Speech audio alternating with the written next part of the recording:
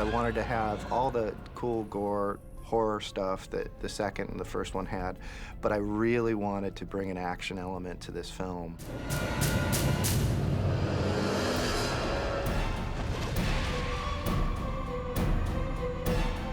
On a limited time, limited budget, 24 days, it was, you know, kind of like a white knuckle ride where you're holding on as hard as you can. Close the door! Close the door! I have the prison for one day only, and they want us in and out because it's a real prison.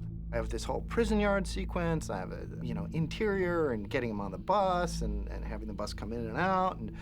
And as we, you know, get ready to have the bus come in, it breaks down. It breaks down first thing, first off, first day of shooting. And I'm there with everybody pushing that bus, and I think somebody said, "Hey, Declan, how's it going?" I'm like, "First day of shooting, everything's going great," you know? So I'm like, let's just push the damn bus in where we need it to be, okay? I'm gonna go shoot everything else, get the mechanic here, fix the bus. This is the stuff that I dreamed of. Oh, shit! I had the railing put in for the cliff, and when we're shooting that night, they had hired a company that put in real steel railing. And I look at the steel railing and I look at the bus and, you know, that's real cement steel railing. And I'm like, somebody get us a blowtorch. We need to cut these things because I needed the railing to break away. Well, they didn't have the concept of breakaway. So we had to cut all that before I rolled the bus that night. I buried a camera in the side of a hill and, you know, showed the stunt coordinators, the stunt driver, where the camera was. And I'm like, dude, if you can get it to go over this camera and not take it out. And he did. He absolutely did. That bus just glides right across the frame.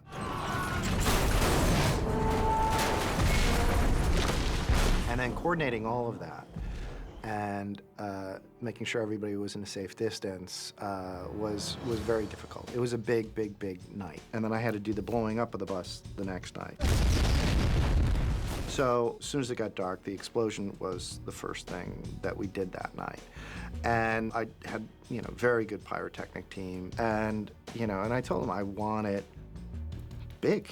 Let's make it big. And I had my two actors, Tom Frederick and Chucky Venn, who are coming out of the bus right before it explodes.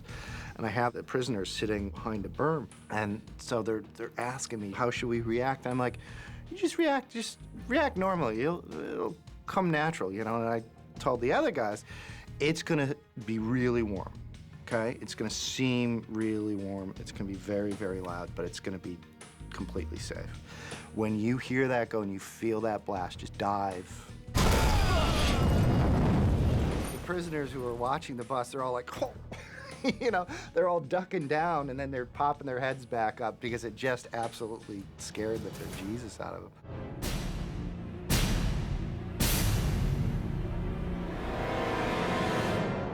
What's exciting here, if you've got one individual slowly but surely tearing them apart, using his common sense, using his brain, and he's using what he does best, which is murdering, maiming, killing people. We thought long and hard, coming up with some interesting sort of stuff.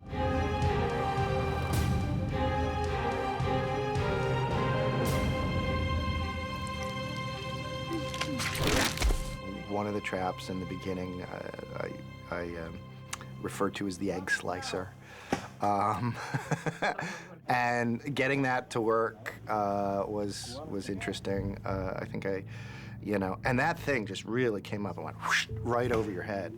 And it's kind of scary because you only have about that much headroom. And so before the actors stood in there, I went to the effects guys, I stood in there, and I'm like, okay, you know, and let the thing go, and if it brains me, we're out. You're out of a movie.